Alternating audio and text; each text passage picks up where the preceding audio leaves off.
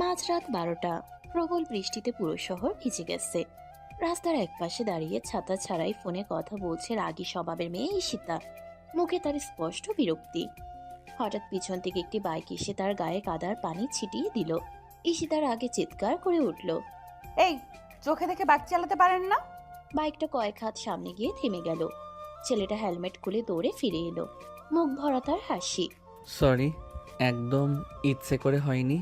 আপনি ঠিক আছেন? আমি ঠিক আছি কি না সেটা আপনার জানার দরকার নেই। আগে নিজের ড্রাইভিং শিখে আসেন। আচ্ছা, তাহলে শাস্তি হিসেবে একটা কফি খাওয়াই। কি বললেন? মানে, রাগ কমানোর জন্য কফি নাকি খুব কাজ করে। ঈশিতার আগে ছাতাটা তুলে মারতে যাবে, ঠিক তখনই বজ্রপাতের শব্দে চমকে উঠে ভারসাম্য হারিয়ে পিছলে পড়তে নিল। আরিয়ান দ্রুত হাত বাড়িয়ে তাকে ধরে ফেলল। সাবধানে। কয়েক সেকেন্ড দুজনের চোখ এক হয়ে রইল। ঈশিতা দ্রুত নিজেকে ছাড়িয়ে নিল। হাত ছাড়ুন। সরি। আপনার মতো আজব মানুষ আমি জীবনে দেখিনি। ধন্যবাদ। আমি কি আপনার প্রশংসা করলাম? না, কিন্তু আপনার মুখ থেকে বের হওয়া প্রতিটা কথাই আমার কাছে স্পেশাল লাগছে। আরিয়ানের কথা শুনে ঈশিতার চোখ বড় বড় করে তাকালো। ফ্লার্ট করছেন? না, সত্যি বলছি। ঠিক তখনই ঈশিতার ফোনে আবার কল আসলো। স্ক্রিনে লেখা বাবা। হ্যালো। কোথায় তুই? আজ শেষবারের মতো বলছি, আগামী সপ্তাহে তোর বিয়ে। আর কোনো অজুহাত শুনবো না। আমি এ বিয়ে করব না। তাহলে বাড়িতে এসে কথা বল। কল কেটে গেল। ঈশিতা বিরক্ত হয়ে ফোনটা ব্যাগে রেখে দীর্ঘশ্বাস ফেলল। কোনো সমস্যা? আপনার জানার দরকার নেই। আচ্ছা, তাহলে একটা কথা বলি। কি? আপনি যতটা রাগ দেখান, আমার মনে হয় ভেতরটা ততটাই একা। কথাটা শুনে ঈশিতা কয়েক মুহূর্ত চুপ করে রইল, যেন ছেলেটা তার মনের গোপন কথাই বলে ফেলেছে।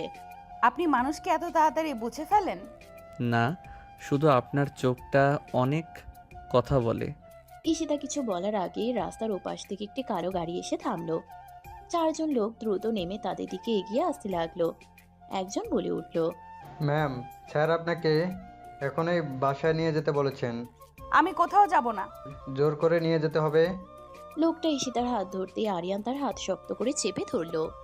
ওনার অনুমতি ছাড়া ওনার গায়ে হাত দেবেন না। চারপাশে হঠাৎ থমথমে নীরবতা নেমে এলো। লোকগুলো এবার আরিয়ানের দিকে তাকিয়ে মুচকি হাসলো। তাদের একজন শার্টের হাতা গুটিয়ে সামনে এগিয়ে এলো। লোকটা শার্টের হাতা গুটিয়ে আরিয়ানের সামনে এসে দাঁড়ালো। ঈশিতা কিছু বলার আগেই আরেকজন পেছন থেকে বলে উঠল, বেশি হিরো হতে যেও না। ম্যাডামকে নিয়ে যেতে এসেছি, সরে দাঁড়াও। উনি যদি যেতে না চান তাহলে কেউ ওনাকে জোর করে নিয়ে যেতে পারবে না। আমি বলেছি আমি যাব না। ঈশিতার কথা শুনেও লোকগুলো থামলো না। একজন আবার ঈশিতার হাত ধরতে যাবে, ঠিক তখনই আরিয়ান তার হাত সরিয়ে দিল। শেষবারের মতো বলছি, সরে যা। না সরলে কি করবেন? লোকটার আগে ঘুষি মারতে গেল। আরিয়ান এক পাশে সরে তার হাত চেপে ধরে হালকা ধাক্কা দিতেই লোকটা কাদার মধ্যে পড়ে গেল। বাকি তিনজন একসাথে এগিয়ে এলো। এই, মারামারি করবেন না। আরিয়ান আর কোনো কথা বলল না। 2-1 মিনিটের মধ্যেই সবাইকে সামলে নিল। লোকগুলো ব্যথায় গাঁতরাতে লাগলো। তুই কে রে? ওনার পরিচিত একজন। ঠিক তখনই ঈশিতার ফোন আবার বেজে উঠল। এবারও তার বাবার কল। হ্যালো। লোকগুলোকে কেন ফিরিয়ে দিলি? কারণ আমি যেতে চাই না। তুই বাড়ি না ফিরলে কাল সকালে আমি নিজেই ফিরে আসবো। ফোন কেটে গেল। ঈশিতা বিরক্ত হয়ে চোখ বন্ধ করলো। মনে হচ্ছে সমস্যাটা অনেক বড়। কিন্তু সেটা আমার একার সমস্যা। আজ থেকে চাইলে দুইজনেরও হতে পারে।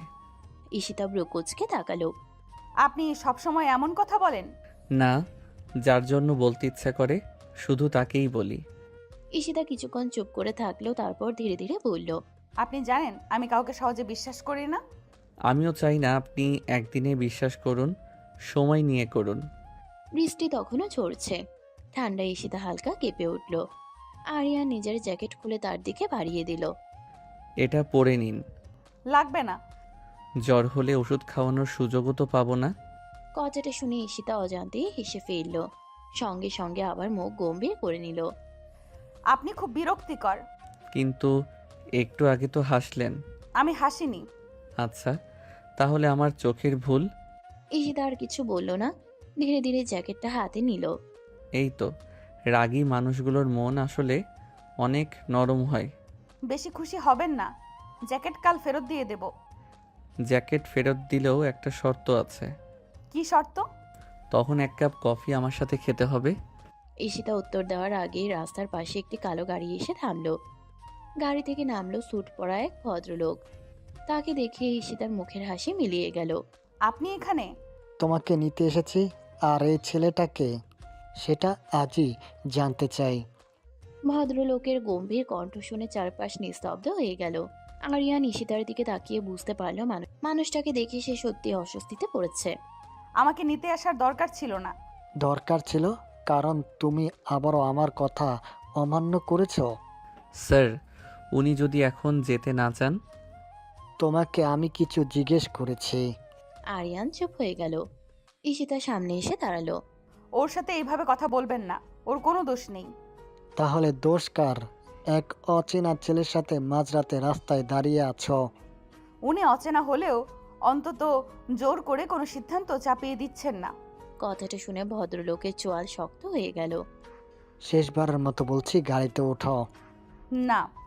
দুজনের মাঝে উত্তেজনা বাড়তেই আরিয়ান ধীরে ধীরে ঈশিতার পাশে এসে দাঁড়ালো।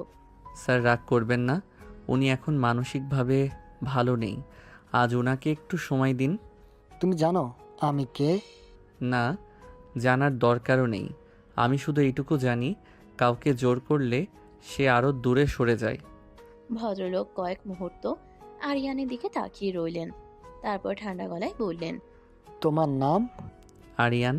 ঠিক আছে আরিয়ান, আবার যদি আমার মেয়ের তোমাকে আশেপাশে দেখি, তখন কিন্তু কিভাবে কথা বলবো না। কথাটা বলেই তিনি গাড়িতে উঠে চলে গেলেন। গাড়িটা চোখের আড়াল হতেই ঈশিতার দীর্ঘশ্বাস ফেলল। উনি আপনার বাবা? হুম। উনি আপনাকে অনেক ভালোবাসেন, শুধু প্রকাশ করার ধরনটা ভুল। সবাই এই কথাই বলে, কিন্তু কেউ আমার কষ্টটা বোঝে না। কয়েক সেকেন্ড নীরবতা নেমে এলো। চলুন, আপনাকে বাসায় পৌঁছে দেই। দরকার নেই, আমি নিজেই যেতে পারবো।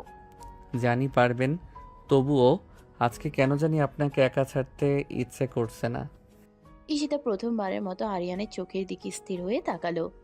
সেই চোখে কোনো স্বার্থ নেই। আপনি সব মানুষের জন্য এত চিন্তা করেন? না, কিছু মানুষকে দেখলেই মনে হয় ওদের হাসিটা হারিয়ে যেতে দেওয়া উচিত না। শুধু একরাশ আন্তরিকতা। ঈশিতার ঠোঁটের কোণে অজান্তেই ছোট্ট হাসি ফুটে উঠল। আপনি খুব অদ্ভুত মানুষ। আর আপনি কি খুব রাগী? সবাই আমাকে এই নামেই ডাকে। আমি ডাকবো না। তাহলে? আমি ডাকবো রাগী বউ। কথাটা শুনে ঈশিতা বিস্ময়ে তাকিয়ে রইল। তারপর রাগ দেখিয়ে আরিয়ানের হাতে হালকা একটা চড় বসিয়ে দিল। কি সব বাজে বাজে কথা! ব্যথা পাইনি। কেন? কারণ রাগী মানুষের মায়েরও একটু আদর লুকিয়ে থাকে। ঈশিতা এবার সত্যি হেসে ফেলল। বৃষ্টির ফোঁটার সাথে সে হাসিটা যেন আরো সুন্দর লাগছিল। কিন্তু ঠিক তখনই আরিয়ানের ফোন বেজে উঠল। হ্যালো। আরিয়ান, তাড়াতাড়ি হাসপাতালে চলে আয়। আন্টির অবস্থা হঠাৎ অনেক খারাপ হয়ে গেছে। খবরটা শুনে আরিয়ানের মুখের হাসি মুহূর্তেই মিলিয়ে গেল। ফোনটা হাত থেকে প্রায় পড়ে যেতে নিল। ঈশিতা উদ্বিগ্ন হয়ে বলল, কি হয়েছে? আম্মু হাসপাতালে। আরিয়ানের কাপা কণ্ঠ শুনে ঈশিতার বুকটা হঠাৎ কেঁপে উঠল। কয়েক সেকেন্ড আগেও যে ছেলেটা হাসছিল, এখন তার চোখে স্পষ্ট আতঙ্ক। কোন হসপিটালে? সিটি কেয়ার হাসপাতালে। আমাকে এখনই যেতে হবে। চলো। না, আপনি বাসায় চলে যান, আমি চলে যাব। একদম চুপ, এখন তর্ক করার সময় না। আমার গাড়িতে ওঠো। আরিয়ান আর কিছু বলল না। দুজন দ্রুত গাড়িতে উঠে পড়ল। ঈশিতা নিজেই স্টিয়ারিং ধরল। পুরো রাস্তা জুড়ে আরিয়ান শুধু আল্লাহকে ডাকতে লাগলো। আল্লাহ, আমার আম্মুকে ভালো করে দিও, আমার আর কেউ নাই। কথাগুলো শুনে ঈশিতা একবার আর চোখে আরিয়ানের দিকে তাকালো। ছেলেটার চোখে জমে থাকা পানিগুলো যেন তার নিজের মনকেও ভারী করে তুলল। প্রায় 15 মিনিট পর গাড়ি হাসপাতালের সামনে থামতেই আরিয়ান দৌড়ে ভেতরে চলে গেল। ঈশিতা তার পেছনেই গেল। আপু, আম্মু কোথায়? আপনি আরিয়ান? জি। উনি এখন বিপদমুক্ত, তবে প্রচণ্ড স্ট্রেসের কারণে প্রেশার অনেক বেড়ে গিয়েছিল। কথাটা শুনে আরিয়ান হাফ ছেড়ে বাঁচল। 2 হাত তুলে আলহামদুলিল্লাহ বলল। এখন দেখা করা যাবে? 5 মিনিটের জন্য যেতে পারবেন? দুজন কেবিনে ঢুকতেই বিছানায় শুয়ে থাকা মাঝবয়সী মহিলাটি দুর্বল হাসি দিলেন। বাবা চলে এসেছিস? আম্মু তুমি এমন করলে কেন? তুই চিন্তা করিস না, আমি ভালো আছি। তখনই মহিলার চোখ ঈশিতার দিকে গেল। এই মেয়েটা কে? আরিয়ান কিছু বলার আগেই ঈশিতা এগিয়ে গিয়ে সালাম করলো ওনাকে। আসসালামু আলাইকুম আন্টি। ওয়ালাইকুম আসসালাম মা, তোমাকে তো আগে দেখিনি। আম্মু উনি আমার। আরিয়ান থেমে গেল, কি পরিচয় দেবে বুঝতে পারছিল না। ঈশিতা মুচকি হেসে বলল, আমি ওর বন্ধু। বন্ধু শব্দটা শুনে আরিয়ান চুপচাপ মাথা নিচু করল। আল্লাহ তো আমার ভালো করুক মা, আজ আমার ছেলেটা একা ছিল না, এটাতেই শান্তি লাগছে। কিছুক্ষণ কথা বলে দুজন বাইরে বেরিয়ে এলো, করিডোরে দাঁড়িয়ে। ধন্যবাদ। এত ধন্যবাদ দেওয়ার কি আছে? আজ আপনি না থাকলে আমি হয়তো ভেঙে পড়তাম। আমি শুধু একজন বন্ধুর দায়িত্ব পালন করেছি। তাহলে আমরা সত্যি বন্ধু? দেখি ভবিষ্যতে প্রমোশনও হতে পারে। প্রমোশন? বেশি হাসবেন না। আরিয়ান হেসে ফিরল। ঠিক তখনই ঈশিতার ফোন আবার বেজে উঠল। হ্যালো।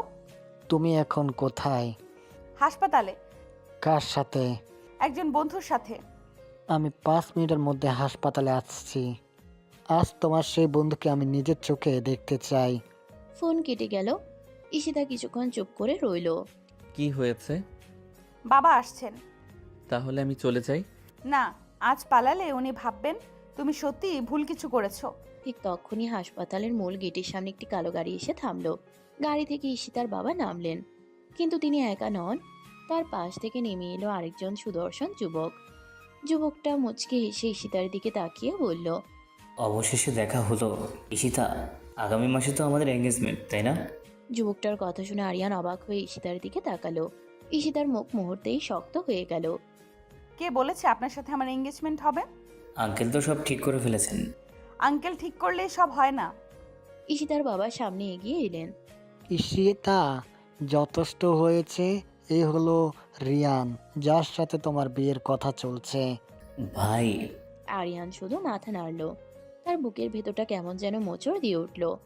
অথচ ঈশিতার সাথে তার পরিচয় মাত্র একদিনের। আর এই ছেলেটা? আমার বন্ধু। বন্ধু?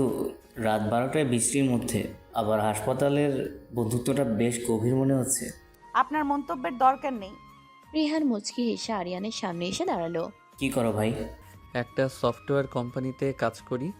ওহ ভালো, কিন্তু একটা কথা মনে রেখো, ঈশিতা আমার হবু স্ত্রী, তাই একটু দূরত্ব বজায় রাখবে।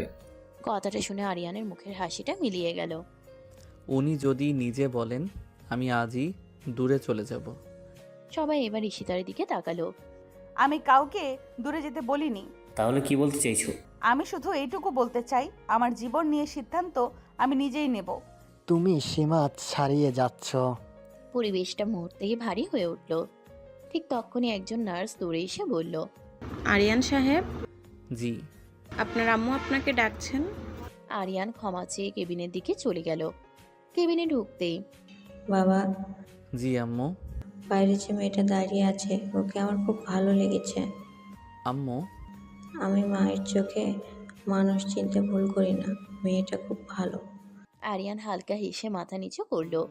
কিন্তু ও তো আমাকে শুধু বন্ধু ভাবে। ভালোবাসা কখনো জোর করে হয় না বাবা, ধৈর্য ধর। এদিকে করিডোরে, ঈশিতা চলুন, এখানে নাটক করার দরকার নেই। আমি কোথাও যাচ্ছি না। তুমি কি ওই ছেলেটার জন্য আমাকে অপমান করছো? চল। না, আমি নিজের সিদ্ধান্তের জন্য দাঁড়িয়ে আছি। রিহান হঠাৎ ঈশিতার হাত শক্ত করে ধরে ফেলল। চলো। হাত ছাড়ুন। ঠিক তখনই কেবিন থেকে বের হয়ে দৃশ্যটা দেখে আরিয়ানের চোখ রাগে লাল হয়ে গেল। সে দ্রুত এগিয়ে এসে রিহানের হাত সরিয়ে দিল। উনি বলছেন হাত ছাড়তে, শুনতে পাননি? এটা আমাদের ব্যক্তিগত ব্যাপার। না, একজন মানুষ না বলার পরও তার হাত ধরে রাখা ব্যক্তিগত ব্যাপার না? হাসপাতালের করিডোরে সবাই তাকিয়ে আছে। রিহান এবার রিয়াকে আরিয়ানের কলার চেপে ধরল। তুই বারবার আমার সামনে আসছিস কেন? আরিয়ান শান্ত গলায় বলল, কারণ উনি এখানে দাঁড়িয়ে থাকলে কেউ যেন জোর করতে না পারে। ঈশিতা এক দৃষ্টিতে আরিয়ানের দিকে তাকিয়ে রইল। জীবনে প্রথমবার কোনো ছেলে তার জন্য এভাবে দাঁড়িয়েছে। ঠিক তখনই হাসপাতালের ভেতর থেকে এক ডাক্তার দ্রুত বেরিয়ে এসে চিৎকার করে বললেন, আরিয়ান, রোগীর অবস্থা আবার খারাপের দিকে যাচ্ছে, জরুরি ভিত্তিতে অপারেশন করতে হবে, আর অপারেশনের আগে 5 লাখ টাকা এক্ষুনি জমা দিতে হবে। কথাটা শুনে আরিয়ানের মুখ এক মুহূর্তেই ফ্যাকাশে হয়ে গেল। তার পকেটে ছিল মাত্র কয়েক হাজার টাকা। সে অসহায় চোখে মাটির দিকে তাকিয়ে রইল। আর সেই দৃশ্য দেখে ঈশিতা ধীরে ধীরে তার ব্যাগটা খুলল। আরিয়ান অসহায় চোখে মেঝের দিকে তাকিয়ে আছে, তার হাত দুটো কাঁপছে। ঈশিতা ধীরে ধীরে ব্যাগ খুলে চেকবুক বের করলো। কত টাকা লাগবে বললেন? 5 লাখ টাকা যত দ্রুত জমা হবে তত দ্রুত অপারেশন শুরু করতে পারবো। ঈশিতা এক মুহূর্তও দেরি না করে চেক লিখতে শুরু করলো। আরিয়ান অবাক হয়ে তার হাত চেপে ধরল। না প্লিজ, এটা করবেন না। কেন? আমি আপনার কাছ থেকে এত বড় সাহায্য নিতে পারবো না। আমি কি আপনাকে দান করছি? তবুও শোনেন, এই মুহূর্তে সবচেয়ে গুরুত্বপূর্ণ আপনার আম্মু। টাকা পরে ফেরত দিয়ে দেবেন, কিন্তু মানুষটা যদি... শেষ কথাটা আর বলতে পারলো না ঈশিতা। আমি কথা দিচ্ছি, একটা টাকা আমি ফিরিয়ে দেব। আমি আপনার কাছ থেকে কথা না, আন্টি সুস্থ হওয়াটা চাই। ঈশিতা চেকটা ডাক্তারের হাতে দিয়ে দিল। প্লিজ অপারেশন শুরু করুন। ঠিক আছে, আমরা এখনই প্রস্তুতি নিচ্ছি। ডাক্তার চলে যেতেই আরিয়ান কিছুক্ষণ চুপচাপ দাঁড়িয়ে রইল। তারপর হঠাৎ ঈশিতার সামনে এসে দাঁড়ালো। ধন্যবাদ শব্দটা খুব ছোট হয়ে যাবে, তাহলে বলবেন না? কিন্তু একটা কথা বলতে চাই। কি? আজ থেকে আপনার কোনো কষ্ট আমি নিজের চোখে দেখতে চাই না। কথাটা শুনে ঈশিতার বুকের ভেতরটা কেমন যেন ধক করে উঠল। আপনি না খুব অদ্ভুত। আবার অদ্ভুত? কেউ এত অল্প সময়ে এইভাবে আপন হয়ে যায় নাকি? দুজনের চোখ আবার এক হয়ে গেল। ঠিক তখনই গলা খাকারি দিয়ে রিহান সামনে এসে দাঁড়ালো। বাহ, হাসপাতালেও রোম্যান্স চলছে দেখি। আপনার সমস্যা কি? সমস্যা হলো আমার হবু স্ত্রী অন্য একটা ছেলের জন্য 5 লাখ টাকা দিয়ে দিচ্ছে। আমি কাকে সাহায্য করব সেটা আমার ব্যক্তিগত বিষয়। বিয়ের পর আর থাকবে না। বিয়েটা আগে হোক, তারপর এইসব কথা বলবেন। রিহান রাগে দাঁত চেপে ঈশিতার বাবার দিকে তাকালো। আঙ্কেল, আপনি কিছু বলছেন না কেন? ঈশিতা, তুমি সীমা ছাড়িয়ে যাচ্ছ। আমি একজন অসুস্থ মানুষের চিকিৎসার জন্য টাকা দিয়েছি। এতে যদি সীমা ছাড়িয়ে যায় তাহলে আমি বারবার সেই সীমা পার হব। ঈশিতার বাবা কিছুক্ষণ চুপ করে রইলেন। তিনি প্রথমবারের মতো মেয়ের চোখে অন্যরকম দৃঢ়তা দেখলেন। ঠিক তখনই অপারেশন থিয়েটারের লাল বাতিটা জ্বলে উঠল। সবাই চুপচাপ বসে আছে, সময় যেন আর কাটতেই চাইছে না। আরিয়ান মাথা নিচু করে বসে আছে। ঈশিতা ধীরে ধীরে তার পাশে এসে বসলো। ভয় পাচ্ছেন? খুব। সব ঠিক হয়ে যাবে ইনশাল্লাহ। আরিয়ান কিছু না বলে মাথা নিচু করে বসে রইল। হঠাৎ ঈশিতা আস্তে করে তার হাতের উপর নিজের হাত রাখলো। আপনি একা নন। স্পর্শটা পেয়ে আরিয়ান অবাক হয়ে তাকালো। ঈশিতা চোখ সরিয়ে নিলেও হাতটা সরালো না। জানেন, এই প্রথম মনে হচ্ছে আমার পাশে সত্যি কেউ আছে। বেশি আবেগী হয়ে যাবেন না। চেষ্টা করছি, কিন্তু আপনি করতে দিচ্ছেন না। ঈশিতার ঠোঁটের কোণে ছোট্ট একটা হাসি ফুটে উঠল। ঠিক তখনই অপারেশন থিয়েটারের দরজা খুলে ডাক্তার বেরিয়ে এলেন। সবাই একসাথে উঠে দাঁড়ালো। অপারেশন সফল হয়েছে। কথাটা শুনে আরিয়ান আলহামদুলিল্লাহ বলে চোখ বন্ধ করলো। কিন্তু ডাক্তার আবার বললেন, তবে একটা বিষয় আছে। কি হয়েছে ডাক্তার? রোগী জ্ঞান ফেরার পর বারবার আরেকজনের নাম বলছে। কার? ঈশিতা। উনি বারবার বলছেন ওই মেয়েটাকে একবার আমার কাছে নিয়ে আসো। আরিয়ান আর ঈশিতা দুজনেই একসাথে ডাক্তারের দিকে তাকিয়ে রইল। ডাক্তার মৃদু হেসে বললেন, রোগীর জ্ঞান পুরোপুরি ফিরেছে, উনি শুধু ঈশিতার সাথে একটু কথা বলতে চান। ঈশিতা ধীরে ধীরে কেবিনে ঢুকলো। আরিয়ান বাইরে দাঁড়িয়ে রইল। আরিয়ানের আম্মু দুর্বল চোখে ঈশিতার দিকে তাকিয়ে মৃদু হাসলেন। মা, তুই এসেছিস? জি আন্টি, কেমন আছেন এখন? আলহামদুলিল্লাহ। আমার একটা কথা রাখবি? অবশ্যই রাখবো। আমার ছেলেটা ছোটবেলা থেকে অনেক কষ্ট করেছে, ওকে কখনো একা ছেড়ে যাস না মা। ঈশিতা চুপ করে রইল, উত্তর দেওয়ার ভাষা খুঁজে পেল না। তুই কি আমার ছেলের হাতটা ধরবি? ঠিক তখনই নার্সের ডাকে আরিয়ান কেবিনে ঢুকলো। আরিয়ান, কাছে আয়। আরিয়ান এগিয়ে যেতেই তিনি এক হাতে আরিয়ানের হাত আর অন্য হাতে ঈশিতার হাত ধরলেন। তারপর ধীরে ধীরে দুই হাত একসাথে মিলিয়ে দিলেন। আল্লাহর কাছে আমার একটাই চাওয়া, তোরা দুজন সবসময় একসাথে থাকিস। কথাটা শুনে ঈশিতার চোখ ভিজে উঠল। আরিয়ানও কিছু বলতে পারল না। ঠিক তখনই কেবিনের বাইরে ঈশিতার বাবা আর রিহান এসে দাঁড়ালো। বাহ, নাটক তো ভালোই হচ্ছে। ঈশিতা, এবার অনেক হয়েছে, চল বাসায়। আমি এখন কোথাও যাব না। তুমি কি বুঝতে পারছো তুমি কি করছো? খুব ভালো করেই বুঝতে পারছি। আঙ্কেল, আর কথা বাড়ানোর দরকার নেই। আগামী সপ্তাহে বিয়ে।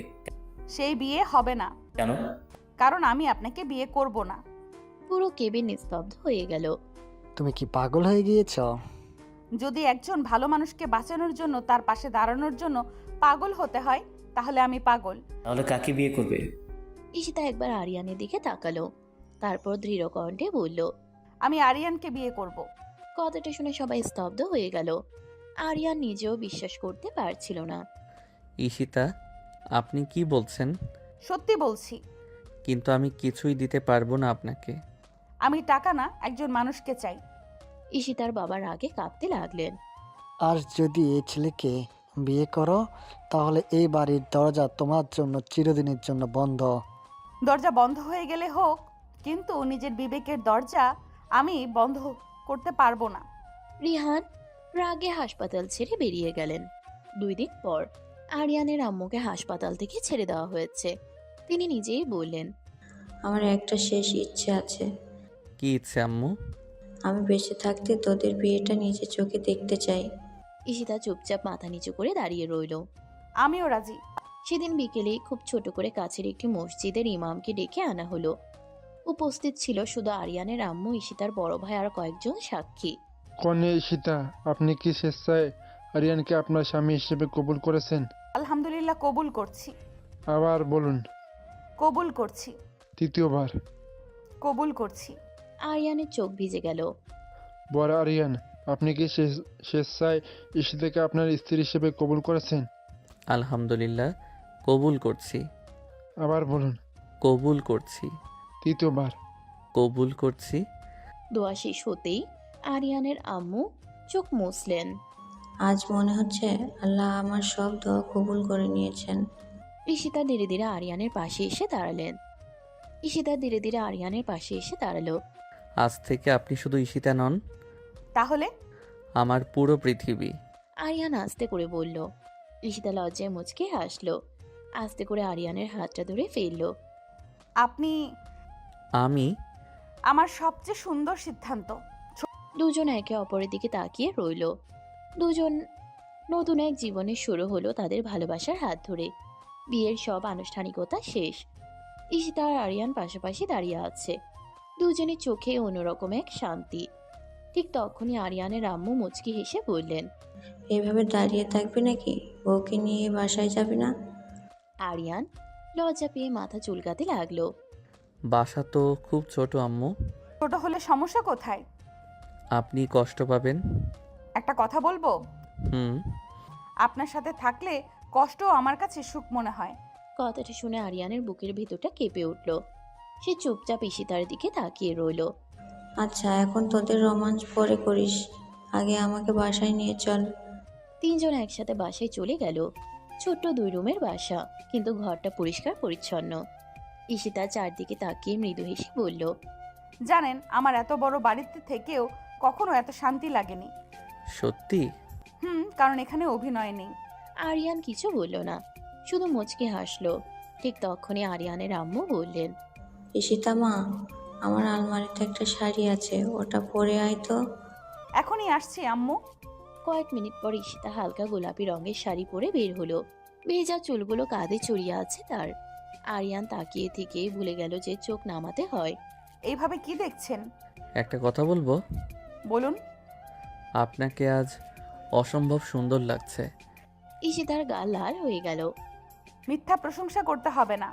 আমি মিথ্যা বলতে শিখিনি। ঈশিতা চোখ নামিয়ে ফেলল। আরিয়ানের আম্মু সব দেখছিলেন।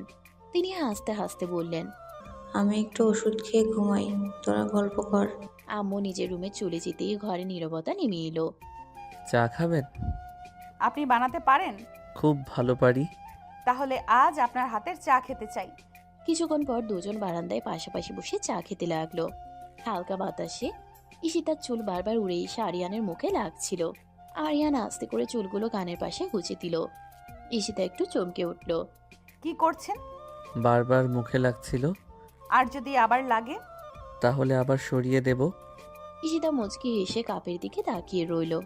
কিছুক্ষণ পর, একটা কথা বলি, বলুন। আজ প্রথমবার মনে হচ্ছে আমি সত্যিই কারো স্ত্রী। আর আমার মনে হচ্ছে আল্লাহ আমার সব হারানো জিনিস একসাথে ফিরিয়ে দিয়েছেন।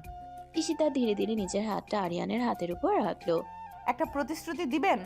জীবন দিয়েও রাখবো। কোনোদিন আমার হাত ছেড়ে যাবেন না। যদি ছাড়তেই হয় তারপর? তাহলে মৃত্যুই আমাদের আলাদা করবে। কথাটা শুনে ঈশিতার চোখ ভিজে আসলেও মুখে একটা প্রশান্ত হাসি ফুটে উঠল। সে মাথাটা ধীরে ধীরে আরিয়ানের কাঁধে রেখে দিল। আরিয়ানও আলতো করে ঈশিতার হাতটা নিজের হাতে জড়িয়ে নিল। বাইরে হালকা বাতাস বইছে, আর তাদের নতুন জীবনের প্রথম সন্ধ্যাটা নীরব ভালোবাসায় ভরে উঠল। রাত অনেক হয়ে গেছে, চারদিকে একদম নীরবতা। ঈশিতা বারান্দায় দাঁড়িয়ে আকাশের চাঁদ দেখছে। হালকা বাতাসে তার চুলগুলো বারবার উড়ে এসে মুখ ঢেকে দিচ্ছে। ঠিক তখনই পিছন থেকে আরিয়ান ধীরে ধীরে এসে দাঁড়ালো। ঘুম আসছে না? না, নতুন জীবনের প্রথম রাত, কেমন যেন অন্যরকম লাগছে। আমারও। কিছুক্ষণ দুজনেই চুপ করে দাঁড়িয়ে রইল। নীরবতাটাও যেন আজ কথা বলছিল। একটা কথা বলবো? বলুন। আজও বিশ্বাস হচ্ছে না আপনি সত্যি আমার স্ত্রী। কেন? কারণ আমি কখনো ভাবিনি আমার মতো সাধারণ একজন মানুষের জীবনে আপনি আসবেন। আরে আমি কখনো ভাবিনি এত বড় বাড়িতে থেকেও যে শান্তি পাইনি সেটা একটা ছোট্ট বাসায় এসে খুঁজে পাবো। আরিয়া মুচকি হেসে ঈশিতার দিকে তাকালো। আপনার ঠান্ডা লাগবে, ভেতরে চলুন। আর একটু দাঁড়াই। ঠিক আছে, তবে একটা শর্ত। কি শর্ত? ঠান্ডা লাগলে পরে কিন্তু আমার উপর রাগ করা যাবে না। আচ্ছা, করব না। কথাটা বলেই ঈশিতা হেসে ফেলল। সেই হাসিটা দেখে আরিয়ান কয়েক মুহূর্ত তাকিয়ে রইল। এইভাবে কি দেখছেন? হাসলে আপনাকে আরো সুন্দর লাগে। ঈশিতা লজ্জায় চোখ নামিয়ে ফেলল। আপনি না মাঝে মাঝে এমন কথা বলেন যে উত্তর খুঁজে পাই না। উত্তর দিতে হবে না, তাহলে? শুধু এভাবেই হাসবেন। ঈশিতা আস্তে করে আরিয়ানের হাতটা ধরল। জানেন, আজকে একটা জিনিস খুব ভালো লাগছে। কি? এখন থেকে সুখের খবর হোক বা কষ্টের খবর, দুটোই আপনাকে বলার একজন মানুষ পেয়েছি। আর আমি পেয়েছি এমন একজনকে যার জন্য প্রতিদিন আরো ভালো মানুষ হতে ইচ্ছে করে। দুজনের চোখ আবার এক হয়ে গেল। হঠাৎ হালকা বাতাসে ঈশিতার চুল মুখের উপর এসে পড়ল। আরিয়ান খুব যত্ন করে চুলগুলো কানের পাশে সরিয়ে দিল। আপনি সব সময় এত কেয়ারিং। শুধু আপনার জন্য। কথাটা শুনে ঈশিতা ধীরে ধীরে আরিয়ানের কাঁধে মাথা রাখলো। একটা কথা রাখবেন? অবশ্যই। যত ব্যস্তই থাকুন, প্রতিদিন অন্তত একবার আমাকে বলবেন যে আপনি আমাকে ভালোবাসেন। একবার কেন? তাহলে? যতবার আপনার হাসি দেখব ততবারই বলবো। ঈশিতা হেসে ফেলল। তারপর আলতো করে আরিয়ানের হাতটা আরো শক্ত করে ধরে বলল, I love you Aryan. Aryan কিছুক্ষণ চুপ করে থেকে ঈশিতার কপালে খুব আলতো করে একটি ভালোবাসার চুমু এঁকে দিল। আমিও আপনাকে অনেক ভালোবাসি মিসেস আরিয়ান। ঈশিতা লজ্জায় চোখ বন্ধ করে ফেলল। তাহলে এবার শুরু করি। কাছে এসো, আরো কাছে। আজ থাক প্লিজ, খুব লজ্জা লাগছে। জামাইয়ের কাছে লজ্জা কিসের? তোমার ঠোঁটের স্পর্শ সব লজ্জা ঢেকে দেবে। আহ, কি নরম ঠোঁট তোমার।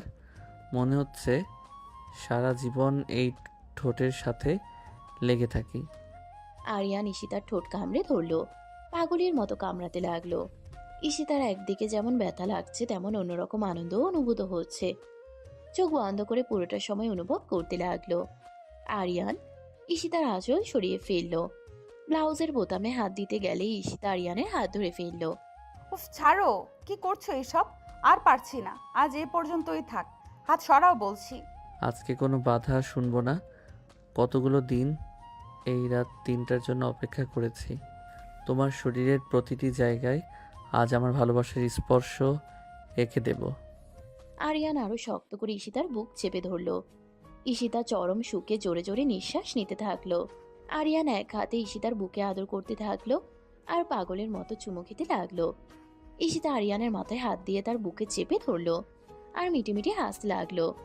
আর কত? হ্যাঁ, কিছু বাকি রাখবে না? নিজের বউয়ের ক্ষেত্রে আবার কিসের বাকি?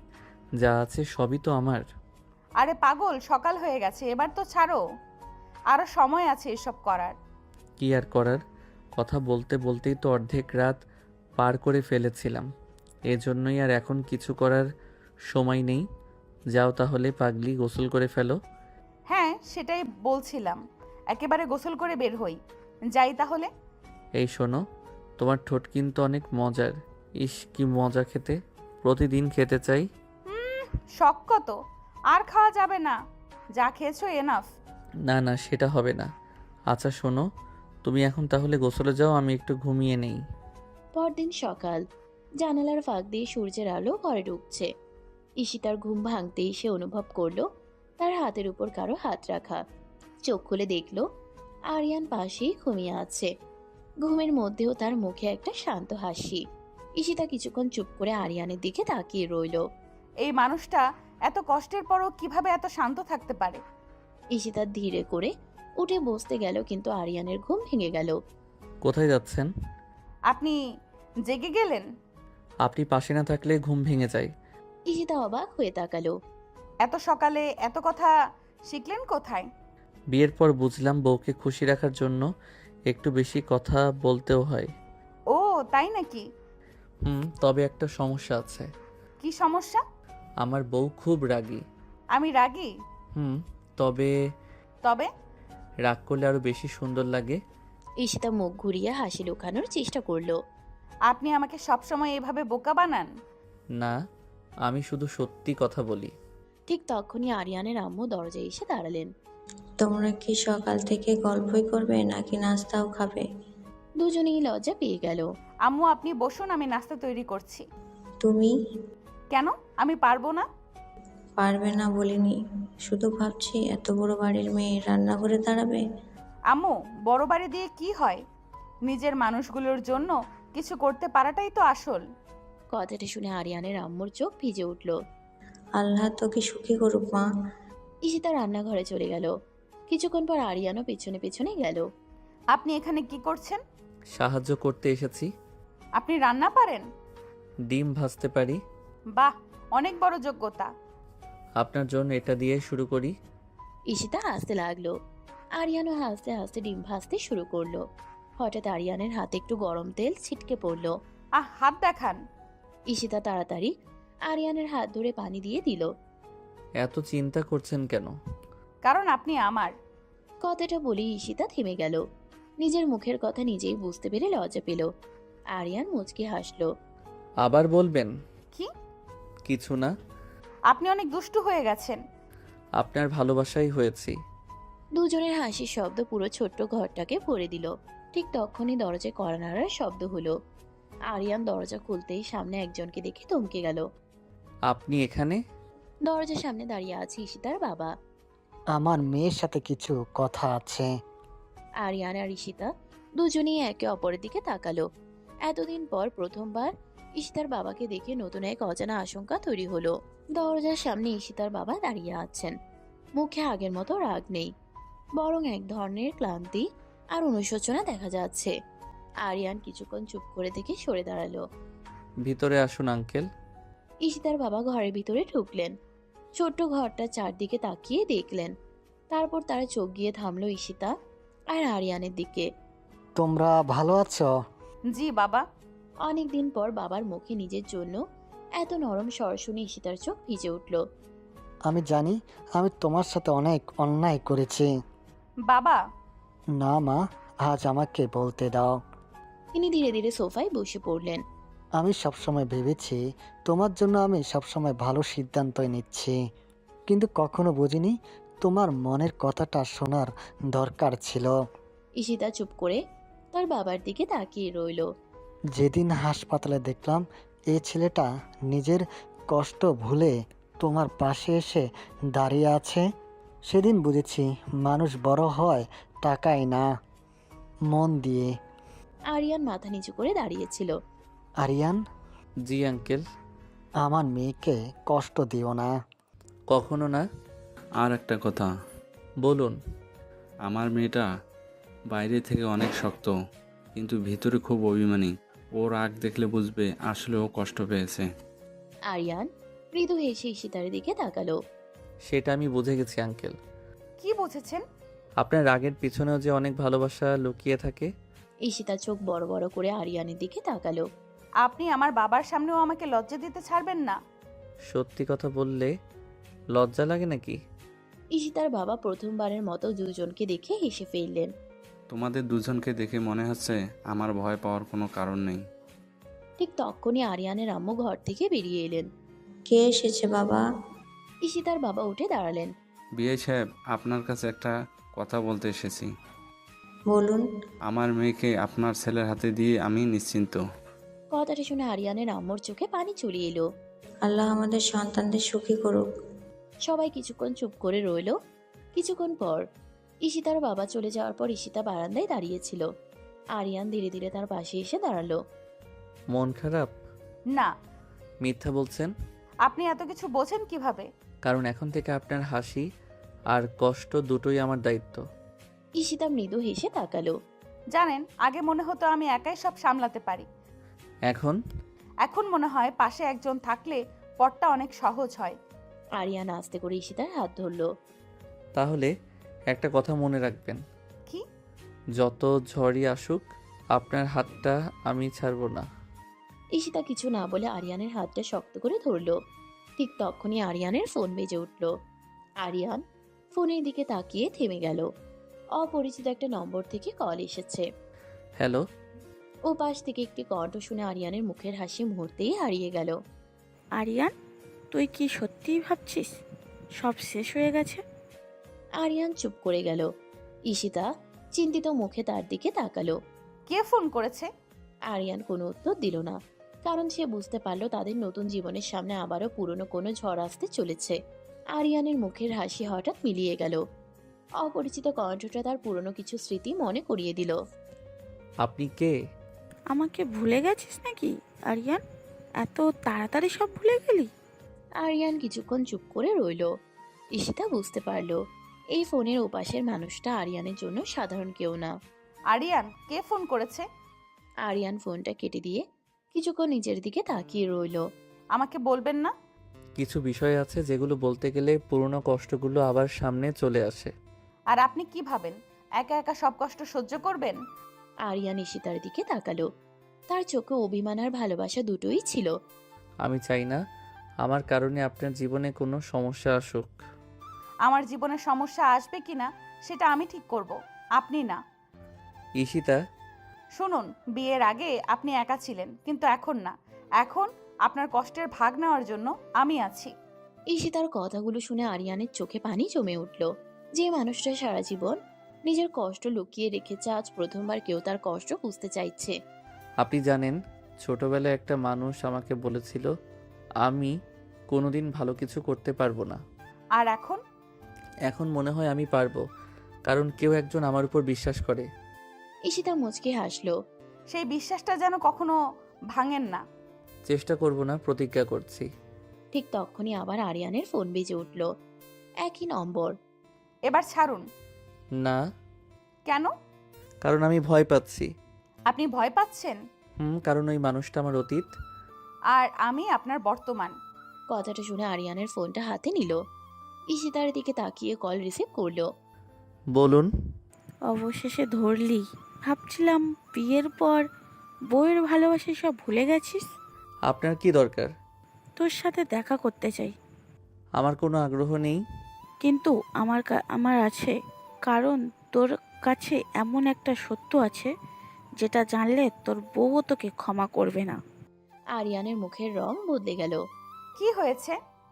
কিছু না। কিন্তু ঈশিতা বুঝতে পারলো আরিয়ান কিছু লুকোচ্ছে। আপনার চোখ বলছে কিছু একটা হয়েছে। ঈশিতা, আমাকে সত্যিটা বলুন। আরিয়ান কিছুক্ষণ চুপ করে রইল, তারপর ধীরে ধীরে বলল, আমার জীবনে এমন একটা অধ্যায় আছে যেটা আমি আপনাকে এখনো বলিনি। কি অধ্যায়? যে কারণে আমি মনে করতাম আমি কখনো কারো ভালোবাসা পাওয়ার যোগ্য না। ঈশিতা চুপচাপ আরিয়ানের পাশে এসে দাঁড়ালো। আজ আপনি আমার স্বামী। আপনার অতীত যাই হোক, সেটা আমার জানার অধিকার আছে। যদি জানার পর আমাকে ঘৃণা করেন তাহলে সেটা আমার সিদ্ধান্ত হবে, কিন্তু না জেনে দূরে থাকা আমার সম্ভব না। আরিয়ান দীর্ঘশ্বাস ফেলল, তারপর ঈশিতার হাত ধরল। ঠিক আছে, আজ আপনাকে সব বলবো। ঈশিতা শান্ত চোখে আরিয়ানের দিকে তাকিয়ে রইল, কিন্তু সে জানতো না আরিয়ানের বলা সেই সত্য তাদের সম্পর্ককে আরো শক্ত করবে নাকি নতুন কোনো ঝড় নিয়ে আসবে। রাত গভীর হয়ে গেছে। আরিয়ান আর ঈশিতা দুজনেই বারান্দায় বসে আছে। চারপাশ নীরব, কিন্তু দুজনের মনেই অনেক প্রশ্ন। আরিয়ান, হুম। আপনি যদি বলতে না চান আমি জোর করব না, কিন্তু একটা কথা মনে রাখবেন, আপনার কষ্ট আমার কাছে বোঝা না। আরিয়ান কিছুক্ষণ চুপ করে রইল, তারপর ধীরে ধীরে বলতে শুরু করলো। আমার বাবা যখন মারা যান তখন আমি অনেক ছোট। সংসারের সব দায়িত্ব আম্মুর কাঁধে চলে আসে। অনেক কষ্ট করে আম্মু আমাকে বড় করেছেন। তারপর কিছু মানুষ আমাদের দুর্বলতার সুযোগ নিয়েছিল। যাদের আপন ভেবেছিলাম তারাই একদিন আমাদের ছেড়ে চলে যায়। আরিয়ানের গলা ভারী হয়ে গেল। আমি তখন বুঝেছিলাম এই পৃথিবীতে নিজের জন্য নিজেকেই লড়তে হয়। তাই বলে সবাইকে দূরে সরিয়ে রাখতেন? কারণ যাকে আপন করতাম তাকেই হারানোর ভয় হতো। ঈশিতা চুপচাপ আরিয়ানের কথা শুনছিল। ওই মানুষটাই আজ ফোন করেছে। আমার অতীতের একজন মানুষ। কে সে? আমার বাবার ছোট ভাইয়ের ছেলে। আপনার চাচাতো ভাই? একসময় আমরা খুব কাছের ছিলাম, কিন্তু একটা ঘটনার পর সব বদলে যায়। কি ঘটনা? আরিয়ান কিছুক্ষণ চোখ বন্ধ করে রইল। আমার বাবার রেখে যাওয়া কিছু সম্পত্তি ছিল। সবাই ভেবেছিল আমি ছোট, আমাকে সহজে ঠকানো যাবে, কিন্তু আম্মু সব বুঝে গিয়েছিলেন। তারপর? আম্মুকে মিথ্যা অপবাদ দেওয়া হয়েছিল। বলা হয়েছিল তিনি নাকি লোভের জন্য সব করছেন। ঈশিতার চোখে রাগ ফুটে উঠল। আপনার আম্মুকে কেউ কষ্ট দিয়েছিল? আর সেই দিন থেকে আমি ঠিক করেছিলাম একদিন নিজের পায়ে দাঁড়াবো। আপনি দাঁড়িয়েছেন? কিন্তু একটা জিনিস হারিয়ে ফেলেছিলাম। কি? বিশ্বাস করার ক্ষমতা। ঈশিতা ধীরে ধীরে আরিয়ানের হাত নিজের হাতে নিল। তাহলে আজ থেকে নতুন জিনিস শিখুন। কি? সবাই একরকম না। আরিয়ান ঈশিতার দিকে তাকিয়ে রইল। আপনি কেন এত ভালো? জানি না। আমার মতো একজন মানুষকে এত সহজে বিশ্বাস করেন কিভাবে? কারণ আমি আপনার চোখ দেখেছি। মিথ্যা মানুষ কখনো এত কষ্ট লুকিয়ে রাখতে পারে না। আরিয়ানের চোখ ভিজে উঠল। আপনি জানেন, আজ প্রথমবার মনে হচ্ছে আমার লড়াইগুলো বৃথা যায়নি। কেন? কারণ শেষে এসে আমি আপনাকে পেয়েছি। ঈশিতা কিছু বলতে পারল না, শুধু মৃদু হেসে আরিয়ানের কাঁধে মাথা রাখলো। ঠিক তখনই আরিয়ানের ফোনে একটি মেসেজ এলো। আরিয়ান ফোন হাতে নিয়ে মেসেজটা পড়তেই তার মুখের হাসি হারিয়ে গেল। কি হয়েছে? আরিয়ান ফোনটা ঈশিতার দিকে বাড়িয়ে দিল। মেসেজে লেখা, তুই যতই সুখী হওয়ার চেষ্টা করিস, সত্যিটা একদিন তোর বউয়ের সামনে আসবেই। ঈশিতা মেসেজটা পড়ে শান্তভাবে আরিয়ানের দিকে তাকালো। আমাকে ভয় দেখানোর চেষ্টা করছে কেউ। ঈশিতা। কিন্তু একটা কথা মনে রাখবেন। কি? আমি আপনার পাশে দাঁড়িয়েছি আপনার অতীত না জেনে না, আপনার মানুষটাকে দেখে। আরিয়ান কিছু বলার আগে ঈশিতা তার হাত শক্ত করে ধরে ফেলল।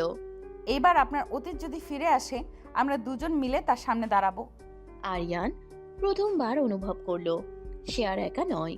কিন্তু কে সেই মানুষ যে তাদের সুখ নষ্ট করতে চাইছে? আরিয়ানের লুকিয়ে রাখা সত্যই বা কি? তাহলে এবার চলো বিছানায় যাই, তোমাকে আদর করে দেই। কতক্ষণ আদর করতে পারিনি আমার বউটাকে। যাও, আবার শুরু করলে? এত রোমান্টিক কথা আসে কোত্থেকে?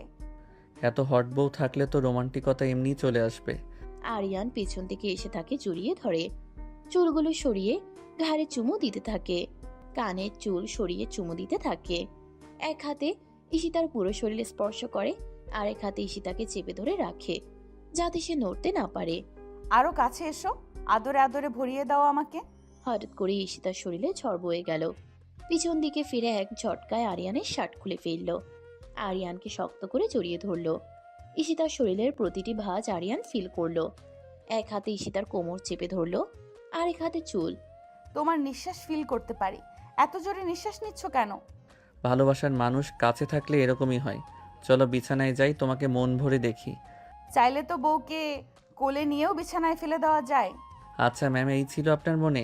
চলুন আজকে আপনাকে কুইন ট্রিটমেন্টই দিব। ঈশিতাকে কোলে তুলে নেয় আরিয়ান, বিছানায় শুয়ে দেয়। এক টান দিয়ে শাড়িটা খুলে ফেলে। ঈশিতার উপর ঝাঁপিয়ে পড়ে, যেন অনেক দিনে জমানো সুখ আজ সে উজাড় করে দিবে। এ কেমন আদর? আমি তো পাগল হয়ে যাচ্ছি। আরো আদর করো, আদরে আদরে আমাকে ভরিয়ে দাও। আজ সব কিছু তোমাকে উজাড় করে দিলাম। আরিয়ান উঠে লাইটটা অফ করে দিল, টেবিল ল্যাম্পে জ্বেলে দিল। মৃদু আলোতে ঈশিতাকে অনেক সুন্দর লাগছে। আরিয়ান মন ভরে ঈশিতাকে দেখছে আর পাগলের মতো আদর করছে। এভাবেই লজ্জা পেরিয়ে তারা দুজনের একান্ত কাছে চলে আসে। পরদিন সকাল। নতুন সম্পর্কের নতুন অনুভূতিতে আরিয়ান আর ঈশিতার জীবন ধীরে ধীরে বদলে যাচ্ছে। যে মানুষটা একসময় নিজের কষ্ট একা সহ্য করত, এখন তার প্রতিটা মুহূর্তে একজন মানুষ পাশে থাকে। পরদিন সকালে আরিয়ান, উঠবেন? আরিয়ান চোখ বন্ধ করেই মুচকি হাসলো। আর একটু ঘুমাতে দেন। না, প্রতিদিন এত দেরি করে উঠলে হবে? আগে তো কেউ ছিল না বকা দেওয়ার জন্য। এখন আছে। আরিয়ান চোখ খুলে ঈশিতার দিকে তাকালো। তার মুখে একটা শান্ত হাসি। জানেন, এই বকাটাও আমার ভালো লাগে, কেন? কারণ এই বকার মধ্যে অধিকার আছে। ঈশিতা কিছু বলতে গিয়েও থেমে গেল। আরিয়ানের এই ছোট ছোট কথাগুলোই তাকে প্রতিদিন নতুন করে অনুভব করায়। সে ভুল মানুষকে জীবনসঙ্গী বানায়নি। বেশি কথা না বলে উঠে পড়ুন। একটা কথা বলবো? কি? বিয়ের আগে ভাবতাম ভালোবাসা মানে শুধু বড় বড় কথা, কিন্তু এখন বুঝি ভালোবাসা মানে সকালে ঘুম থেকে তুলে দেওয়া, অসুস্থ হলে পাশে বসে থাকা, আর চুপ থাকলেও মনের কথা বুঝে ফেলা। ঈশিতার চোখে মায়া ফুটে উঠল। আপনিও অনেক বদলে গেছেন। আপনার জন্য। ঠিক তখনই আরিয়ানের আম্মু দরজায় এসে দাঁড়ালেন। তোমাদের দুজনকে দেখে আমার একটা শান্তি লাগে। আন্টি, মা, তুমি জানো না আমার ছেলেটা কতটা একা ছিল? তুমি আসার পর ও আবার হাসতে শিখেছে। ঈশিতা চুপ করে রইল। আরিয়ান মায়ের দিকে তাকিয়ে মৃদু হাসলো। আম্মু, এখন কিন্তু আমার দুইজন মানুষ আছে। দুজন? একজন আপনি আর একজন ঈশিতা। ঈশিতা লজ্জায় মুখ ঘুরিয়ে নিল। ঠিক তখনই ঈশিতার ফোনে একটা মেসেজ এলো। মেসেজটা পড়ে ঈশিতার মুখের হাসি হঠাৎ মিলিয়ে গেল। কি হয়েছে? কিছু না। ঈশিতা, আমাকে লুকাবেন না। ঈশিতা কিছুক্ষণ চুপ থেকে ফোনটা আরিয়ানের হাতে দিল। মেসেজে লেখা, তোমার বিয়ে হয়েছে ঠিকই, কিন্তু পুরনো হিসাব এখনো শেষ হয়নি। আরিয়ানের চোখের দৃষ্টি বদলে গেল। কে পাঠিয়েছে এটা? জানি না। যেই হোক, একটা কথা মনে রাখবেন। কি? আগে আপনি আমার পাশে দাঁড়িয়েছিলেন, এখন আপনার পাশে দাঁড়ানোর দায়িত্ব আমার। ঈশিতা চুপ করে আরিয়ানের হাতটা শক্ত করে ধরল। শুধু একটা কথা দিন। কি? যাই হোক না কেন, আমাকে একা ছেড়ে যাবেন না। এই হাত যখন ধরেছি শেষ পর্যন্ত ধরে রাখবো। কিন্তু তারা কেউ জানতো না তাদের ভালোবাসার সামনে এবার এমন একটা সত্য আসতে চলেছে যা তাদের সম্পর্ককে আরো শক্ত করবে, নাকি নতুন ঝড় নিয়ে আসবে। রাত অনেক হয়ে গেছে। ঘরের আলোটা মৃদু জ্বলছে। ঈশিতা চুপচাপ জানালার পাশে দাঁড়িয়ে বাইরে তাকিয়ে আছে। আরিয়ান বিছানায় বসে তার দিকে তাকিয়ে আছে। কি ভাবছেন? কিছু না। এই কিছু না কথাটার মধ্যেই সবচেয়ে বেশি কিছু লুকিয়ে থাকে। ঈশিতা মৃদু হেসে আরিয়ানের দিকে তাকালো। আপনি এখন অনেক বুঝতে শিখেছেন। আপনার কাছ থেকেই শিখছি। আগে তো আমার কথা শোনার মতো কেউ ছিল না। কথাটা শুনে ঈশিতার মুখটা একটু বিষণ্ণ হয়ে গেল। সে ধীরে ধীরে আরিয়ানের পাশে এসে বসলো। এখন আছি তো। জানি। তাহলে এত চিন্তা করেন কেন? কারণ আপনাকে হারানোর ভয় হয়। ঈশিতা কিছুক্ষণ চুপ করে রইল। তারপর আস্তে করে আরিয়ানের হাতের উপর নিজের হাতটা রাখলো। একটা কথা মনে রাখবেন, আমি আপনার জীবনে এসেছি চলে যাওয়ার জন্য না। আরিয়ান ঈশিতার দিকে তাকিয়ে মুচকি হাসলো। আপনি জানেন আপনার এই কথাগুলো আমার জন্য কতটা মূল্যবান? জানি না। আমার পুরো পৃথিবীর সমান। ঈশিতা লজ্জায় চোখ নামিয়ে নিল। আপনি দিন দিন বেশি রোমান্টিক হয়ে যাচ্ছেন। দোষটা আপনার। আমার? হ্যাঁ, আগে ভালোবাসা কি জানতাম না, এখন আপনি শিখিয়ে দিয়েছেন। ঠিক তখনই দরজায় শব্দ হলো। দুজনেই তাকালো। বাবা একটু আসবে? জি আম্মু। আরিয়ান বাইরে চলে গেল। ঈশিতা তার শাশুড়ির কাছে গেল। মা, একটা কথা ছিল। বলেন আন্টি। তোমার জীবনে কি কোনো কষ্ট আছে যেটা তুমি আমাদের বলো না? প্রশ্নটা শুনে ঈশিতা চুপ হয়ে গেল। ঈশিতার চোখের সামনে পুরনো কিছু স্মৃতি ভেসে উঠল। না আন্টি। মা, মিথ্যা বলো না। আমি একজন মা, মুখ দেখে বুঝতে পারি। ঈশিতা কিছু বলতে পারলো না। ঠিক তখনই আরিয়ান ফিরে এলো। কি হয়েছে? ঈশিতা দ্রুত নিজেকে সামলে নিল। কিছু না। আবার কিছু না? আরিয়ান বুঝতে পারলো ঈশিতা কিছু লুকোচ্ছে। রাতে আজ আপনি আমাকে সত্যিটা বলবেন? কোন সত্য? যে কষ্টটা আপনি লুকিয়ে রাখেন। ঈশিতা কিছুক্ষণ নীরব রইল। আরিয়ান, সবাই ভাবে আমার জীবন অনেক সহজ ছিল, টাকা পরিবার সব কিছু ছিল, কিন্তু কেউ জানে না ছোটবেলা থেকে আমি নিজের সিদ্ধান্ত নেওয়ার অধিকার পাইনি। তারপর সবাই আমার জন্য ঠিক করতো আমি কি করব, কার সাথে থাকবো, শুধু আমার মনের কথা কেউ জানতে চাইতো না। আরিয়ান চুপচাপ শুনছিল। কিন্তু আপনি প্রথম মানুষ যে আমাকে কিছু দেওয়ার আগে আমার কষ্টটা বুঝতে চেয়েছেন। কারণ আপনি শুধু আমার স্ত্রী না, তাহলে আপনি আমার সবচেয়ে কাছের মানুষ। ঈশিতার চোখে পানি চলে এলো। আমি ভাগ্যবান যে আপনাকে পেয়েছি। আরিয়ান ধীরে করে তার চোখের পানি মুছে দিল। আর আমি ভাগ্যবান যে আমার মতো একজন মানুষকে আপনি বেছে নিয়েছেন। দুজনের মুহূর্তটা আরো গভীর হয়ে উঠল। ঠিক তখনই বাইরে থেকে আবার ফোনের শব্দ এলো। আরিয়ান ফোন হাতে নিতেই তার মুখের ভাব বদলে গেল। কার ফোন? যে মানুষটা এতদিন পর আমাদের জীবনে ফিরে এসেছে। কে? আরিয়ান ফোনের স্ক্রিনের দিকে তাকিয়ে রইল। আমার অতীত। আরিয়ান কিছুক্ষণ ফোনের স্ক্রিনের দিকে তাকিয়ে রইল। নামটা দেখে তার মুখের হাসি মুহূর্তেই হারিয়ে গেল। কে ফোন করেছে? একজন যাকে আমি ভেবেছিলাম আমার জীবন থেকে অনেক আগেই চলে গেছে। কে? আরিয়ান কোনো উত্তর দিল না, শুধু ফোনটা হাতে নিয়ে বারান্দায় চলে গেল। হ্যালো। অনেক বড় হয়ে গেছিস দেখছি, বিয়েও করে ফেলেছিস। আপনি আমাকে ভুলে গেছিস? ভুলে যাওয়ার চেষ্টা করেছি। আরিয়ানের গলা ভারী হয়ে গেল। এত বছর পর ফোন করার কারণ কি? কারণ তোর জীবনে এমন একজন এসেছে যার কারণে পুরনো সত্যগুলো আবার সামনে আসবে। পরিষ্কার করে বলুন। তোর স্ত্রী ঈশিতা, সে জানে না তার বাবার সাথে আমার সম্পর্কটা কি ছিল। কথাটা শুনে আরিয়ানের চোখ বড় বড় হয়ে গেল। ঈশিতার বাবার সাথে আপনার সম্পর্ক? হ্যাঁ, আর সেই সম্পর্কের কারণেই তোর জীবনেও বদলে গিয়েছিল। আরিয়ানের হাত শক্ত হয়ে গেল। আপনি কি বলতে চাইছেন? সত্যিটা জানতে চাইলে কাল রাত 8টায় পুরনো বাড়িতে আসিস। একা আসবি? ফোন কেটে গেল। আরিয়ান কিছুক্ষণ স্থির হয়ে দাঁড়িয়ে রইল। আরিয়ান? আরিয়ান চমকে পিছনে তাকালো। আপনি এখানে? আপনার মুখ দেখেই বুঝেছি কিছু একটা হয়েছে। কিছু না। আবার মিথ্যা? আরিয়ান চুপ করে গেল। আমি আপনার স্ত্রী, আপনার কষ্টের সময় পাশে থাকার অধিকার আমার আছে। কিন্তু যদি সত্যিটা জানার পর আপনার চোখে আমি বদলে যাই? আপনি কি মনে করেন একটা সত্যি ভালোবাসার চেয়ে বড়? আরিয়ান ঈশিতার দিকে তাকিয়ে রইল। আমি ভয় পাচ্ছি। কিসের? আপনাকে হারানোর। ঈশিতা ধীরে ধীরে আরিয়ানের হাত ধরল। যেদিন আপনি আমার জীবনে এসেছিলেন সেদিন আমিও তো ভয় পেয়েছিলাম, কিন্তু আপনি আমাকে বিশ্বাস দিয়েছিলেন। এবার আমার পালা। আরিয়ান কিছু বলতে পারল না, শুধু ঈশিতার হাতটা শক্ত করে ধরল। পরদিন রাত আরিয়ান পুরনো একটি বাড়ির সামনে এসে দাঁড়ালো। চারপাশ অন্ধকার। বাড়িটা দেখে তার পুরনো কিছু স্মৃতি মনে পড়ে গেল। এত বছর পর আবার এখানে? দরজাটা ধীরে ধীরে খুলে গেল। একজন মহিলার সামনে এসে দাঁড়ালো। চিনতে পারছিস? আরিয়ান স্তব্ধ হয়ে গেল। আপনি? হ্যাঁ, আমি। আপনি তো মৃত ভেবেছিলি? আরিয়ানের মুখ ফ্যাকাশে হয়ে গেল। কিন্তু এটা অসম্ভব। অসম্ভব অনেক কিছুই সম্ভব হয় যখন মানুষ সত্য লুকায়। আপনি এতদিন কোথায় ছিলেন? সেই উত্তর দেওয়ার আগে তোকে একটা সত্য জানতে হবে। কি সত্য? মহিলা ধীরে ধীরে একটা পুরনো ছবি বের করলো।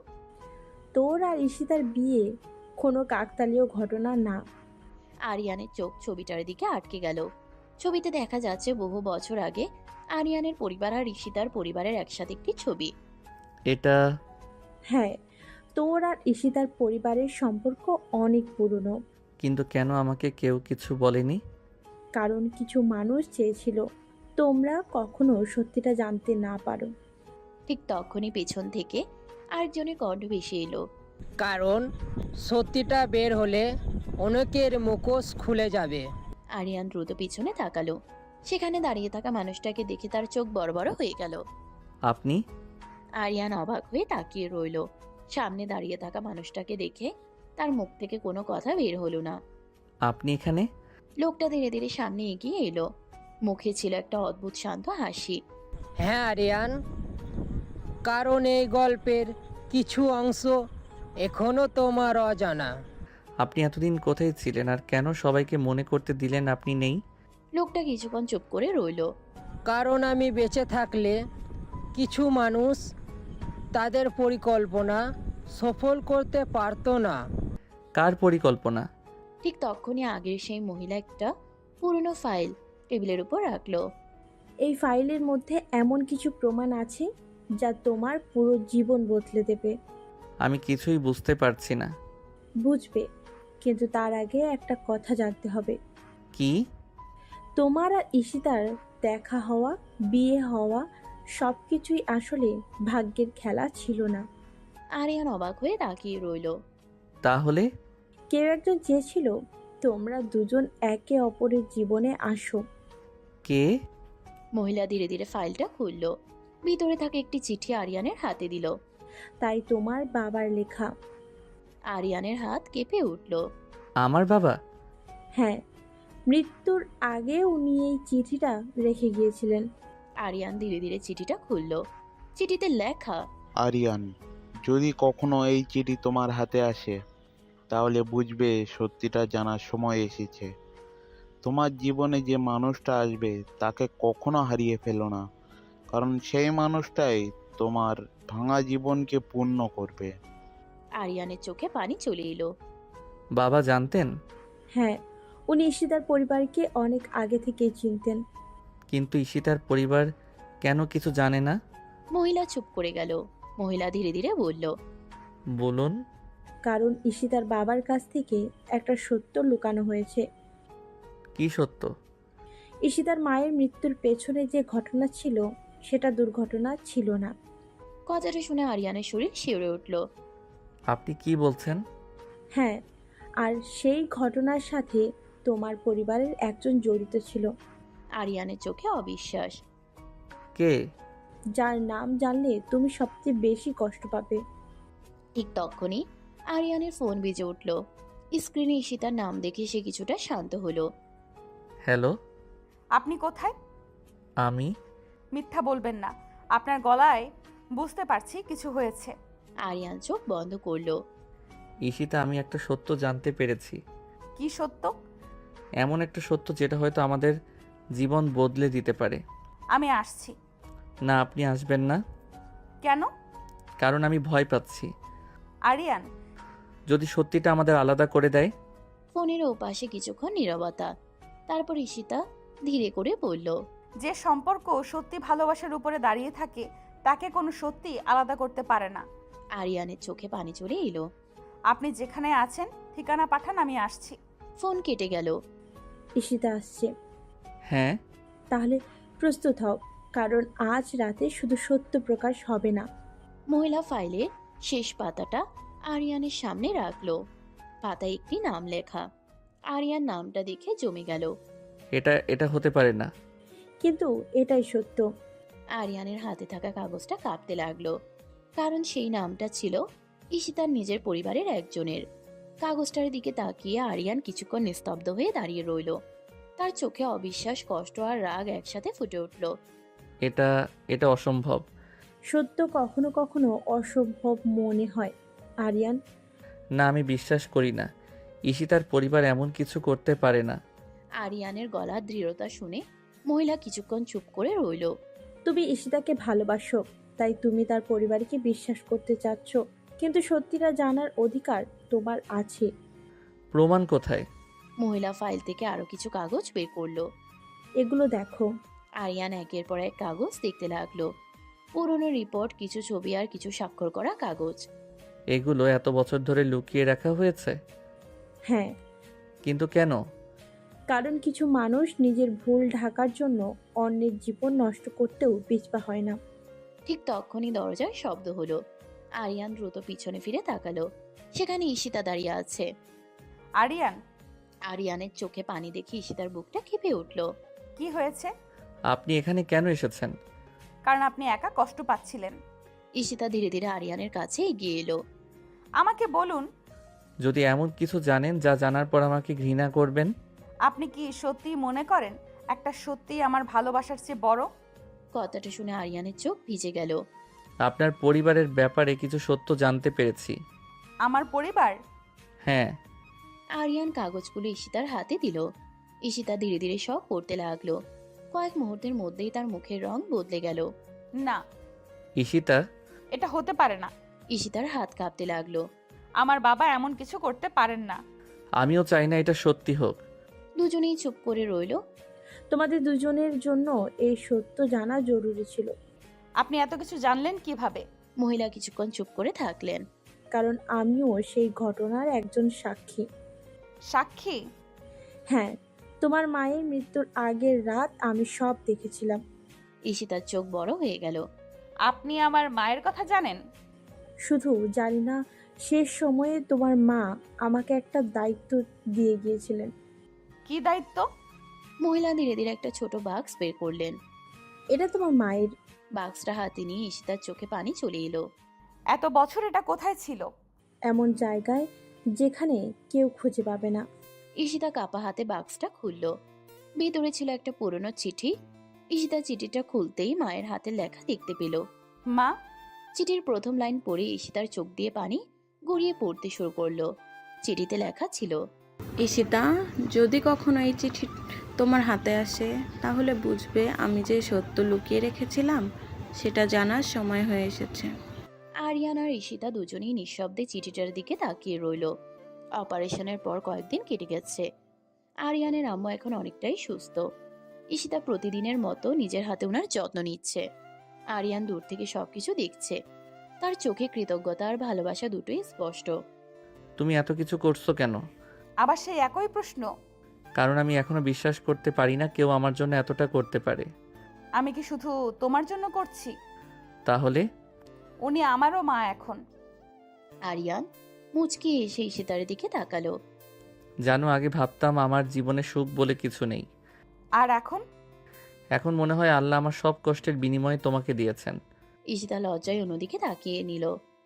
বেশি কথা বলতে শিখে গেছো? তোমার কাছ থেকেই শিখেছি। ঠিক তখনই আরিয়ানের আম্মু তাদের দিকে তাকিয়ে মুচকি হাসলেন।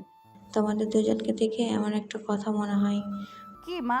তোমরা দুজন দুজনের জন্য তৈরি হয়েছ। কথাটা শুনে দুজনেই চুপ হয়ে গেল। রাতে ঈশিতা বারান্দায় দাঁড়িয়ে আকাশ দেখছিল। আরিয়ান ধীরে ধীরে তার পাশে এসে দাঁড়ালো। কি ভাবছো? ভাবছি জীবনটা কত অদ্ভুত। কেন? যাকে চিনতাম না আজ তার জন্য এত চিন্তা করি। আমিও ভাবি যে মেয়েটাকে প্রথম দেখেছিলাম শুধু সাহায্য করার মানুষ হিসেবে, সে আজ আমার পুরো পৃথিবী। ঈশিতা হালকা হাসলো। একটা কথা বলবো? বলো। তুমি কি কখনো আমাকে ছেড়ে যাবে? প্রশ্নটা শুনে আরিয়ান কিছুক্ষণ চুপ করে রইল। একটা কথা মনে রেখো ঈশিতা, যেদিন সবাই তোমার বিরুদ্ধে যাবে সেদিনও আমি তোমার পাশে থাকব। সত্যি?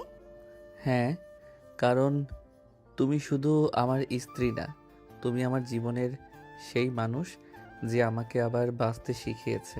ঈশিতার চোখে পানি চলে এলো। সে আরিয়ানের হাত শক্ত করে ধরে ফেলল। ঠিক তখনই আরিয়ানের ফোন বেজে উঠল। আরিয়ান ফোন হাতে নিয়ে অবাক হয়ে গেল। এই নম্বরটা তো কার? যাকে আমি মৃত ভেবেছিলাম। আরিয়ানের মুখের হাসি মুহূর্তেই হারিয়ে গেল। কি হয়েছে? এই নম্বরটা আমার বাবার। ঈশিতা অবাক হয়ে গেল। কিন্তু তুমি তো বলেছিলে। হ্যাঁ, আমি বলেছিলাম উনি অনেক বছর আগে আমাদের ছেড়ে চলে গেছেন। আরিয়ান ফোনটা রিসিভ করলো। আরিয়ান? কণ্ঠটা শুনে আরিয়ানের চোখ বড় বড় হয়ে গেল। বাবা? বাবা, তোমার সাথে আমার অনেক কথা আছে। আরিয়ান কিছু বলার আগে কল কেটে গেল। কি বললো? জানি না, কিন্তু মনে হচ্ছে আমার অতীত আবার ফিরে এসেছে। ঈশিতা আরিয়ানের হাত ধরে বলল, এবার তুমি একা না। জানি। দুজনে একে অপরের দিকে তাকিয়ে রইল, কিন্তু তারা জানতো না এই ফোন কল তাদের জীবনে নতুন এক সত্য প্রকাশ করতে যাচ্ছে। রাতটা আরিয়ানের জন্য খুব অস্থির ছিল। বাবার ফোন আসার পর থেকে তার চোখে ঘুম নেই। পুরনো অনেক স্মৃতি একসাথে ফিরে আসছে। ঈশিতা চুপচাপ পাশে বসে আছে। তুমি কি এখনো ভাবছো? কি নিয়ে? ছোটবেলায় যেদিন বাবা আমাদের ছেড়ে চলে গিয়েছিল সেদিন আমি ঠিক করেছিলাম আর কখনো তাকে খুঁজবো না, কিন্তু আজ এত বছর পর উনি নিজে ফোন করলেন। সব প্রশ্নের উত্তর একদিন না একদিন পাওয়া যায়। যদি উত্তরটা কষ্টের হয়, তাহলে আমরা একসাথে সেই কষ্ট পার করব। ঈশিতার কথায় আরিয়ান মৃদু হাসলো। সে বুঝতে পারলো জীবনে কিছু মানুষ আসে যারা শুধু সুখের সময় না, কঠিন সময়েও পাশে থাকে। পরদিন আরিয়ান একা বাবার সাথে দেখা করতে গেল। ঈশিতা যেতে চাইলেও আরিয়ান তাকে বাসায় থাকতে বলেছিল। আমার অতীতের সাথে আজ আমাকে একাই দেখা করতে হবে। কিন্তু মনে রেখো, ফিরে আসার পর তোমার বর্তমান তোমার জন্য অপেক্ষা করবে। আরিয়ান ঈশিতার দিকে তাকিয়ে হাসলো। আমার বর্তমানই আমার সবচেয়ে বড় শক্তি। আরিয়ান পুরনো একটি ঠিকানায় গেল। সেখানে একজন বয়স্ক মানুষ বসেছিল। বাবা, লোকটা ধীরে ধীরে উঠে দাঁড়ালো। চোখে পানি জমে গেল। আমার ছেলে। এত বছর কোথায় ছিলেন? তোমাদের ছেড়ে যাওয়ার ইচ্ছে আমার ছিল না বাবা। কিছু মানুষ আর কিছু পরিস্থিতি আমাকে বাধ্য করেছিল। তাহলে আমাদের একা ফেলে গেলেন কেন? আরিয়ানের গলায় অভিমান স্পষ্ট ছিল। আমি ভুল করেছি, কিন্তু তোমার মা আর তোমাকে কষ্ট দেওয়ার শাস্তি আমি প্রতিদিনই পেয়েছি। কিছুক্ষণ নীরব নেম। আমি আপনাকে ক্ষমা করতে পারবো কিনা জানি না। আমি ক্ষমা চাইতেও আসিনি, শুধু শেষবারের মতো ছেলের সামনে দাঁড়াতে চেয়েছিলাম। কিছুক্ষণ নীরবতা নেমে এলো।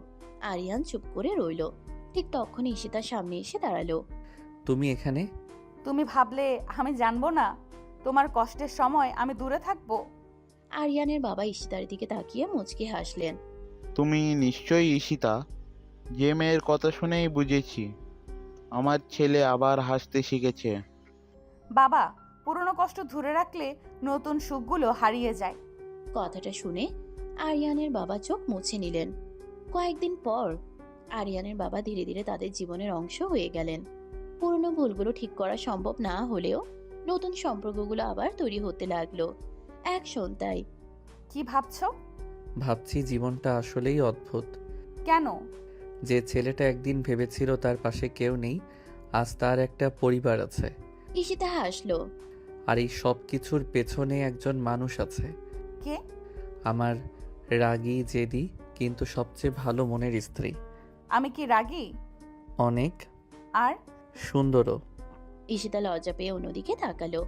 তুমি না একদম বদলে গেছো। তোমার ভালোবাসায়। আরিয়ান ঈশিতার হাত ধরে বলল। প্রতিশ্রুতি দিচ্ছি, জীবনের শেষ দিন পর্যন্ত তোমার হাত এভাবেই ধরে রাখবো।